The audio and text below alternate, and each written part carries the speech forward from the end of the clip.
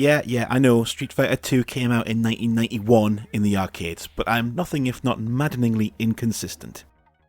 It's not the arcade version I think of fondly, it's this SNES port that I played relentlessly at a friend's house back in 1992. We've entered an era now in which arcade ports are pretty accurate from 1992 onwards. You lose some resolution, the sprites maybe aren't as big, there might be some frames of animation skipped here and there, but for the most part, you'd need to be looking at them side by side to notice this stuff. By far the most disappointing omission from this version is the guy telling you where in the world you're going to next. India.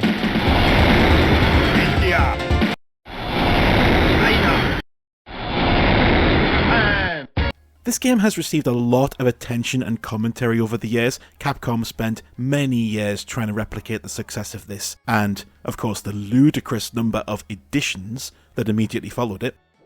But it really took them until Street Fighter 4 in 2008 to do so, and they did it pretty much by going back to the gameplay mechanics of this one.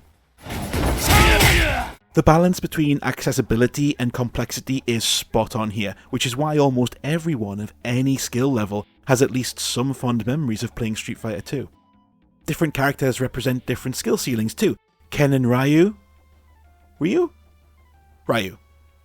Ryu? Ryu. Tomorrow. Tomorrow.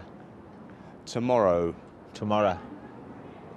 It's tomorrow. No, it's tomorrow. Are perfectly viable options for beginners, with their moves requiring relatively simple inputs. Then Guile and Honda... Guile? Guile? Guile and Honda offer more attacking options in return for more precise timing with inputs. Then you've got outliers like Zangief? Zangief? Zangief?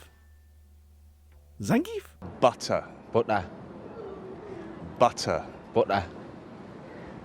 Listen. Butter. Butter. Who can deal massive damage if you can get in close enough to the opponent. And Dhalsim, who can keep players at a distance if he can handle his hugely reduced mobility. It's kind of like a big Rochambeau that makes every fight feel fresh and encourages you to develop flexibility in your tactics, and it adds up to one of the very best two-player games ever designed. You can play your friends at this one for hours and hours and never get bored, and at home you don't even have to drop a 20p piece every time. Of course, the cheap AI means that getting through each character's story mode, particularly once you reach the final 4 boss characters, was always a more frustrating than enjoyable experience for me. Sagat's relentless tiger moves were one thing, but Bison was just a ludicrous spectacle of, let's say it, I'm gonna say it, cheating.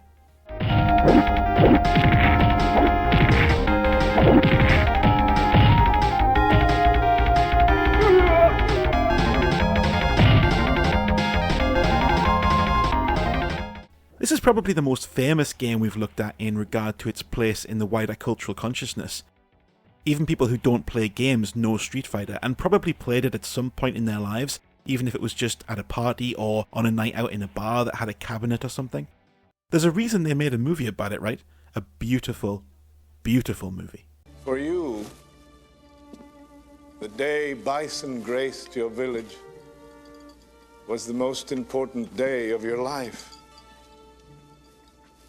But for me, it was Tuesday. No, the actually good one.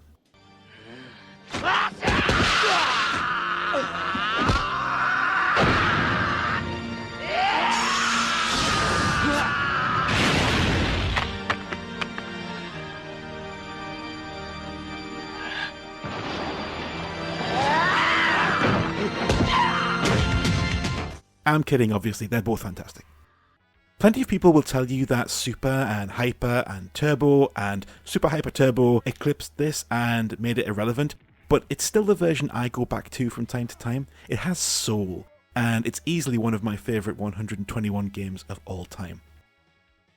Also, don't play any Street Fighter on the Mega Drive unless you've got the 6-button controller. Seriously, you have to press the start button to toggle your inputs between punches and kicks, like you're some kind of gaming octopus.